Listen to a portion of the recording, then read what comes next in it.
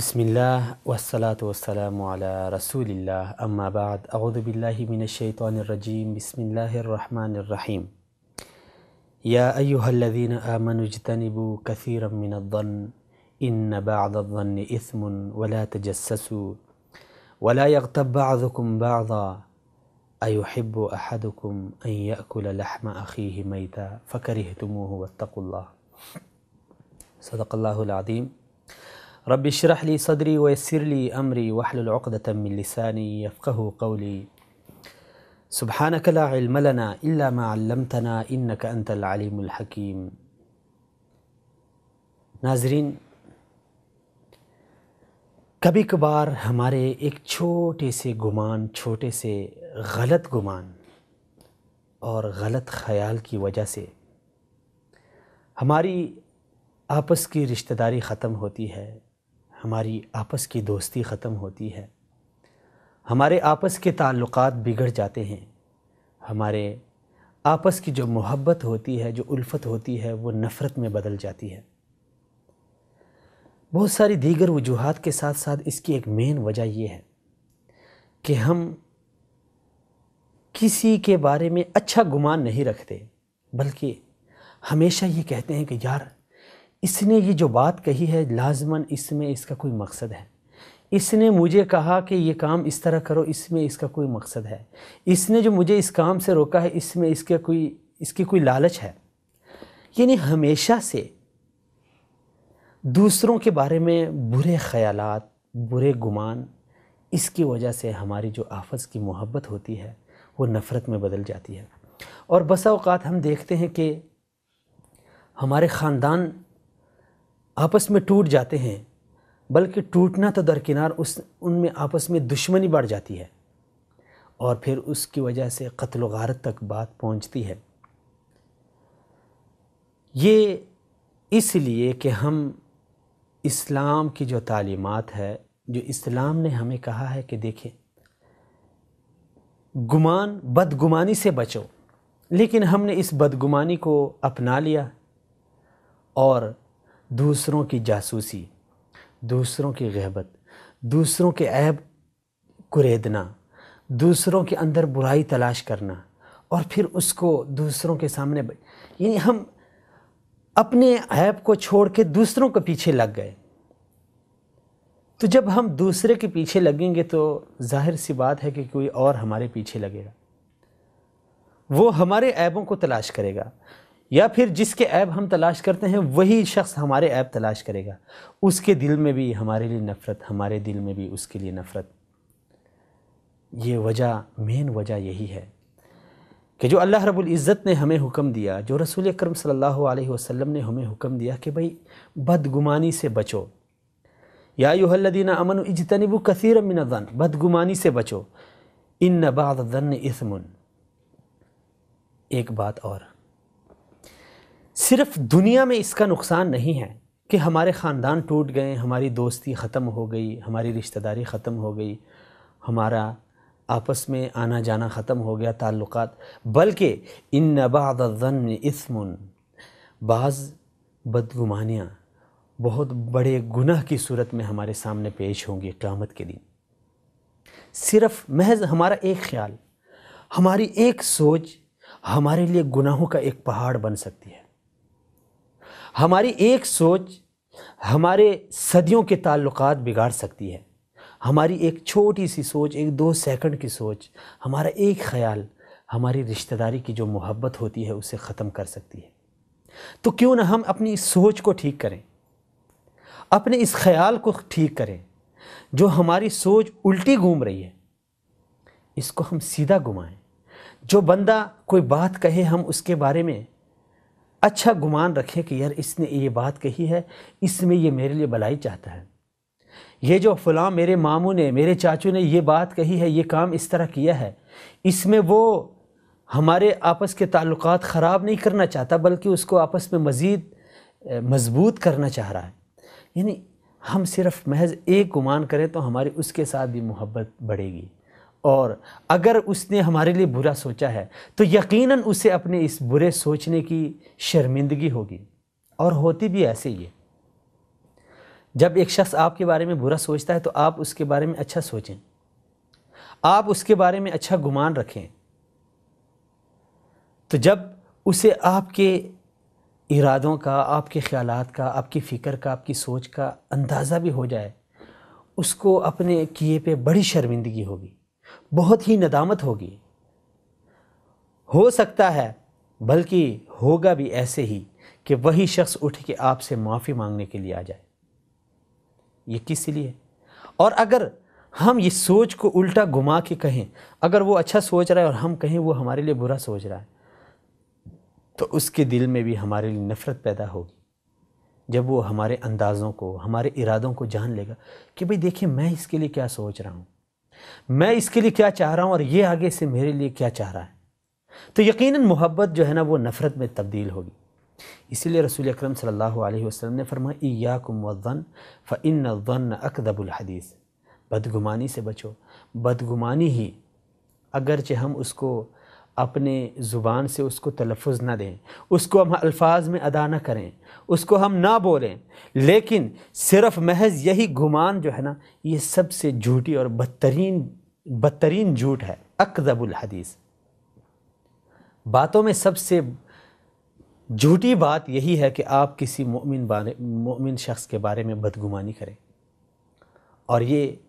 ہمیں دین اسلامی اس کی اجازت نہیں دیتا۔ ہمارے نبی صلی اللہ علیہ وسلم کی زندگی کو دیکھیں، نبی علیہ الصلاۃ والسلام ایک بندہ برا کام بھی کرتا تھا تب بھی اس کے بارے میں اچھا گمان۔ سبحان اللہ۔ ایک شخص تھا، عبداللہ نام صحابی تھا، اور حمار اس کا لقب تھا۔ یہ صحابی رسول بار بار ایک جرم کا ارتکاب کرتا تھا جس کی اسے سزا بھی ملتی تھی، جس کے اوپر حد بھی قائم ہوتی تھی۔ ایک بار اس نے شراب پی، اسے پیش کیا گیا، حد قائم ہو گئی۔ دوسری بار پھر اس نے یہی غلطی دہرائی، اس نے پھر شراب پی لی۔ لیکن اس صحابی کی ایک خصوصیت تھی کہ یہ مسجد میں آتا تھا، رسول اکرم صلی اللہ علیہ وسلم سے جب بھی ملتا تھا تو ہنسی خوشی والی بات کرتا تھا۔ نبی علیہ الصلاۃ والسلام، حدیث کے الفاظ ہیں کہ کان یضحک النبی صلی اللہ علیہ وسلم، یہ نبی صلی اللہ علیہ وسلم کو اکثر ہنساتا تھا، ایسی باتیں کہتا تھا کہ جس سے رسول اللہ علیہ وسلم کو ہنسی آ جاتی تھی، آپ صلی اللہ علیہ وسلم مسکراتے تھے۔ یہی شخص 2-3 بار اسی جرم میں اس کو لایا گیا، اس کے اوپر حد نافذ ہو گئی۔ تو جب ایک تیسری چوتھی بار اس کو لایا گیا، اس کے اوپر حد قائم ہو گئی، تو ایک کسی صحابہ میں سے کسی نے کہا کتنا ملعون شخص ہے، جس طرح ہم کہتے ہیں کتنا لعنتی شخص ہے، دیکھیں کتنی بار اس کو حد بھی لگ گئی اور پھر بھی یہ وہی جرم، وہی شراب کو پیتا آ رہا ہے۔ نبی علیہ الصلاۃ والسلام نے منع فرمایا کہ نہ بھائی ایسے نہ بولو، ایسے نہ بولو۔ یہ شخص شاید اپنی غلطی، اس کی اپنی غلطی ہے، لیکن یہ شخص اللہ اور رسول کے ساتھ محبت رکھتا ہے۔ وہ ایک بشری تقاضا ہے جو یہ ایک غلطی دہرا رہا ہے، لیکن اس غلطی کے باوجود، اس گناہ کے باوجود، اس حد قائم ہونے کے باوجود بھی نبی علیہ الصلاۃ والسلام اس کے بارے میں فرماتے ہیں کہ شاید یہ اللہ، یعنی دیکھیں ایک گمان، اچھا گمان ہے، اچھا خیال ہے، ایک اچھی سوچ ہے جو اس گنہگار کے بارے میں بھی نبی صلی اللہ علیہ وسلم نے رکھی ہے۔ اور ایک مشہور قصہ تاریخ کا، حاطب بن ابی بلتع رضی اللہ تعالی عنہ، ایک لمبا واقعہ ہے لیکن مختصراً یہ کہ اس صحابی رسول نے مدینہ میں بیٹھ کر مکہ والوں کو ایک خط لکھا کہ بھائی مسلمان ہمارے رسول صلی اللہ علیہ وسلم مکہ کے اوپر حملہ کرنا چاہتے ہیں، مکہ کو فتح کرنا چاہتے ہیں۔ بظاہر دیکھا جائے تو ایک ملک کا کوئی باشندہ، ایک تنظیم کا، ایک پارٹی کا کوئی شخص اگر اس طرح کوئی جرم کرے، دوسرے مخالف لوگوں کو اپنا اندر کا کوئی راز بتا دے، یا کوئی گھر کا کوئی فرد، تو اس کو بہت بڑا جرم تصور کیا جاتا ہے۔ حاطب بن ابی بلتع رضی اللہ تعالی عنہ نے بھی ایسے ہی ایک خط لکھا مکہ والوں کے نام، اسے روانہ کیا ایک خاتون کے ذریعے۔ اللہ کے رسول صلی اللہ علیہ وسلم کو وحی آ گئی کہ فلاں جگہ پہ ایک خاتون جا رہی ہے، اس کے پاس خط ہے۔ نبی صلی اللہ علیہ وسلم نے صحابہ حضرت علی رضی اللہ تعالیٰ عنہ، حضرت زبیر رضی اللہ تعالیٰ عنہ، حضرت مقداد رضی اللہ تعالیٰ عنہم اجمعین، ان کو بھیج دیا کہ آپ چلیں، فلاں جگہ ایک خاتون جا رہی ہے، اس کے پاس خط ہے، وہ خط اس سے لے کے آ جائیں۔ یہ صحابہ گئے، اس خاتون کو پکڑ لیا، خاتون نے انکار کر لیا تو حضرت علی رضی اللہ تعالیٰ عنہ نے دھمکی دی کہ خط نکالو، ہم کسی صورت بھی وہ آپ سے لیں گے،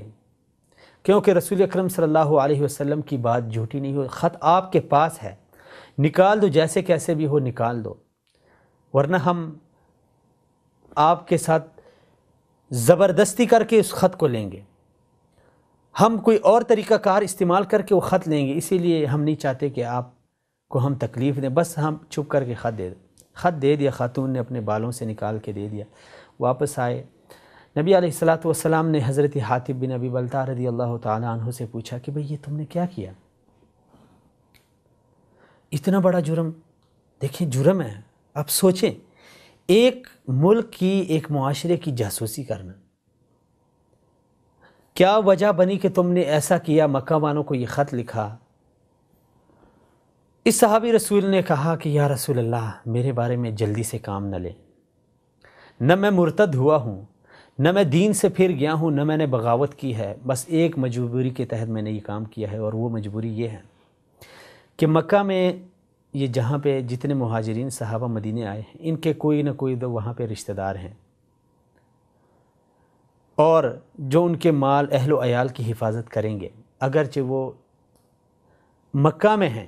لیکن ان کے کوئی نہ کوئی وہاں پہ ان کے تعلق دار وہاں پہ ہیں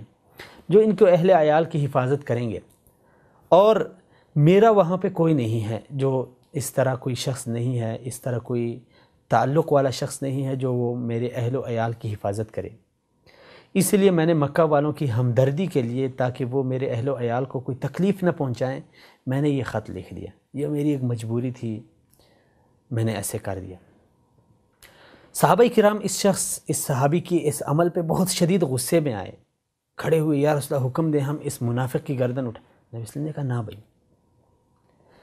آپ کو پتہ نہیں ہے کہ یہ شخص بدر میں ہمارے ساتھ شریک ہوا ہے، اور بدر کے شرکاء وہ عظیم ہستیاں ہیں جن کے بارے میں اللہ رب العزت نے فرمایا کہ آج کے بعد اہل بدر تم جو چاہے کر لو، میں نے تمہیں معاف کیا ہوا ہے، تمہیں پتہ نہیں ہے یہ شخص بدر میں شریک ہوا ہے اور اس کو اللہ رب العزت نے معاف کیا ہے۔ دیکھیں، ایک بڑا جرم، ایک گھنونا جرم، ایک سنگین جرم، لیکن اس کے باوجود بھی رسول اکرم صلی اللہ علیہ وسلم کا اپنے صحابی پر ایک اتنا اچھا گمان کہ بھائی یہ بدر میں شریک ہوا ہے، اس نے یہ جو کام کیا ہے اس نے مجبوری کے تحت۔ دیکھیں آج ہم بھی ہیں، ہم دوسروں کی اچھے کام کو بھی برے میں تبدیل کر دیتے ہیں، رہی ان کی برائی کو۔ دیکھیں سلف فرماتے ہیں کہ جب آپ کا کوئی بھائی کو اس طرح کوئی غلط کام کرے یا غلط کوئی آپ کے خلاف بات کہہ دے آپ کی شخصیت کے حوالے سے یا آپ کے کسی تعلق دار کے حوالے سے،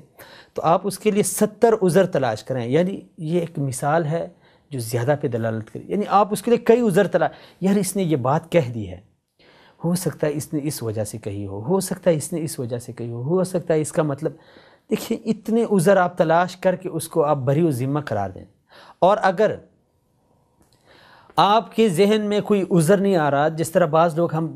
بس اوقات ہم کہتے ہیں کہ یار اس نے جو یہ کام کیا ہے نا اس کا تو کوئی توق ہی نہیں بنتا تھا، جب حالت ایسی آ جائے تو پھر اس ٹائم آپ کہیں کہ یار ہو سکتا ہے اس کا کوئی عذر ہو لیکن مجھے نہیں پتہ۔ دیکھیں ایک حل ہے نا بات کا، بجائے اس کے کہ ہم کسی کی اچھائی کو برائی میں تبدیل کریں یا اس کی برائی کو مزید آگے بڑھائیں جس سے ہمارے تعلق، ہماری محبت ختم ہو، تو شریعت نے ہمیں کہا کہ آپ اچھا گمان رکھیں۔ اچھا گمان رکھیں گے تو آپ کے آپس میں محبت بڑھے گی، آپ کا آپس میں تعلق بڑھے گا، اور ایک مسلمان کے لیے سب سے اہم اور ضروری بات یہ ہے کہ جس طرح وہ معاشرے کے بارے میں شریعت نے ہمیں کہا کہ معاشرے کے افراد کے بارے میں اچھا گمان رکھیں، اسی لیے ضروری ہے کہ اللہ کے بارے میں بھی انسان کو اچھا گمان ہو، کیونکہ بس اوقات ہم بیٹھے بیٹھے اگر ہمارے اوپر کوئی آزمائش آتی ہے تو ہم اپنی زبان سے ایسے الفاظ کہہ دیتے ہیں، یار اللہ رب العزت کو میں ہی نظر آئے، یعنی اس طرح کوئی بات جس سے بس اوقات ہمارا ایمان بھی جا سکتا ہے، یار یہ مجھے ہی یہ بیماری میری نصیب میں ہے، یا یہ جو مصیبت ہے یہ غربت میرے ہی نصیب میں ہے، یار یہ ہمارے مقدر میں ہے۔ اس طرح کی باتیں اس سے شریعت نے ہمیں منع کیا ہے۔ بلکہ اگر کوئی ایسا مسئلہ آ جائے جس میں ہم بالکل نا امید ہونے لگیں، نا امیدی کی تو کوئی گنجائش نہیں ہے۔ اللہ کی رحمت بہت وسیع ہے، بس اوقات آزمائش انسان کو اس حد تک لے جاتے ہیں، لیکن اس میں بھی نا امیدی کا دامن، نا امیدی کو نہیں چھوڑنا، صبر کا دامن تھامے رکھنا ہے اور اچھا گمان رکھنا ہے۔ مین چیز یہ ہے، اللہ رب العزت کے اوپر اچھا گمان رکھیں کہ یار اللہ رب العزت نے جو میرے اوپر یہ آزمائش نازل کی ہے، ہو سکتا ہے کہ اللہ رب العزت اس کی وجہ سے میرے گناہ معاف کر رہے ہیں۔ اچھا گمان، یار ہو سکتا ہے میرے ساتھ جو یہ حادثہ پیش آیا، ہو سکتا ہے اللہ رب العزت نے اس کی وجہ سے ایک بہت بڑا حادثہ ٹال دیا ہو سکتا ہے اچھا گمان رکھیں تو اللہ رب العزت اپنے بندے کے گمان کے مطابق اس کے ساتھ معاملہ کرتے ہیں۔ حدیث میں آتا ہے کہ اپنے رب کے اوپر اچھا گمان رکھیں، اللہ سے متعلق اچھا گمان رکھیں کہ یار آج اگر غربت ہے تو انشاءاللہ کل اللہ رب العزت، اچھا گمان، اچھی امید کے ساتھ تو اللہ رب العزت ویسا ہی معاملہ کرتے ہیں۔ سبحان اللہ، جیسے بندہ اس کے بارے میں خیال کرتا ہے۔ اور اگر آپ یہ خیال کریں کہ یار آج تو یہ چھوٹی سی مجھے چوٹ لگ گئی، لیکن مجھے ایسے لگتا ہے کہ کل میرا سر جو ہے نا وہ تن سے جدا ہو جائے گا، برا گمان ہے، برا خیال۔ کیوں ایسی باتیں ہم سوچتے ہیں؟ اب جب کل کے بارے میں ہمیں پتہ نہیں ہے، اب یہ ہمارے علم میں نہیں ہے کہ کل ہمارے ساتھ کیا ہونے والا ہے، تو پھر ہم ایسی سوچ کیوں سوچتے ہیں؟ کیوں نہ اس عظیم ذات سے، اس کریم ذات سے، اس رحمت اور شفقت والی ذات سے ہم رحمت کی امید رکھیں، اس کے بارے میں اچھا گمان رکھیں تاکہ ہمارے ساتھ وہی معاملہ ہو۔ ہم یہ کہیں کہ یار آج تو یہ میرے ٹانگ کو چھوٹی سی چوٹ لگی ہے، آج میرے اوپر یہ تھوڑی بہت غربت آئی ہے، لیکن انشاءاللہ مجھے امید ہے، مجھے یقین ہے، مجھے اللہ رب العزت کے حوالے سے یہ پکا یقین ہے کہ اللہ رب العزت کل جو ہے نا مجھے بہت نوازے گا۔ ایسے ہی اللہ رب العزت کرتا ہے۔ سبحان اللہ۔ تو یہ ایک بہت اہم بات ہے کہ اچھا گمان سب سے پہلے حسن ظن باللہ، اللہ کے ساتھ، اللہ کے حوالے سے اچھا گمان رکھیں۔ اللہ آپ کے ساتھ وہی فیصلہ کرے گا جو آپ خیال اور سوچ میں لائیں گے۔ اور دوسری بات، معاشرے میں افراد کے حوالے سے چاہے وہ کوئی بڑی غلطی کیوں نہ کر لیں، آپ اس غلطی کے لیے عذر تلاش کریں۔ یار اس نے یہ غلطی کی ہے، اس کا ہو سکتا ہے اس کا یہ عذر تھا، ہو سکتا ہے اس کی یہ مجبوری تھی، ہو سکتا ہے اس نے اس وجہ سے یہ اس طرح کیا۔ اور اگر جب بہت ہی سوچ و بچار کے بعد آپ کو کوئی عذر نہیں ملتا تو پھر آپ یہ کہیں کہ یار اس کے بہت سارے عذر ہو سکتے ہیں، لیکن ہو سکتے ہیں میرے ذہن میں نہ ہو، یا مجھے علم نہیں ہے اس کے عذر کا، یا مجھے اس کا ادراک نہیں ہو پا رہا۔ تو جب اس طرح کی حالت ہمارے معاشرے میں، ہمارے ذہن، سب سے پہلے ہم ذہن کو صاف کریں۔ اور یہ وہم و گمان، دوسروں کے بارے میں خیال نہ، سوچنا، فکر، اس کا تعلق ذہن سے ہے۔ تو اسی لیے سب سے پہلے ہمیں اپنا ذہن صاف کر کے معاشرے کے بارے میں اچھا گمان رکھنا چاہیے، اچھی سوچ رکھنی چاہیے۔ اس کی وجہ سے اللہ رب العزت ہمارے گناہوں پہ بھی پردہ ڈالے گا، لوگ ہمارے بارے میں اچھا سوچیں گے، ہم ان کے بارے میں اچھا سوچیں گے، تو معاشرے میں ایک قربت آئے گی، ایک محبت آئے گی، اور یہ جو نفرتیں ہیں، یہ عداوتیں، یہ ختم ہو جائے گی۔ اور جو بدگمانی کی وجہ سے ہمارے معاشرے میں جو حالت پیدا ہو رہی ہے، ہم دیکھ رہے ہیں خاندان بکھرتے ہیں۔ ہو سکتا ہے انہوں نے ہماری بیٹی کے ساتھ یہ ظلم کیا ہے، یہ کیا ہے، وہ کیا ہے، ہمارے بیٹے کے ساتھ یہ ہو رہا ہے، ہماری بیٹی، یعنی ایک چھوٹی چھوٹی بات کو ہم ہوا دے رہے ہیں، بذات خود ہوا دے کے اس کو بھڑکا رہے ہیں۔ تو کیوں نہ اگر اس طرح کوئی معاملہ آ جائے، خاندان میں آ جائے، معاشرے میں آ جائے، پڑوس میں آ جائے، اس کو ہم عذر تلاش کر کے، یار ہو سکتا ہے انہوں نے یہ بات ہماری بیٹی کو کہہ دی ہے، ہو سکتا ہے ان کی یہ مجبوری تھی، ہو سکتا ہے اس کی یہ مجبوری تھی، ہو سکتا ہے،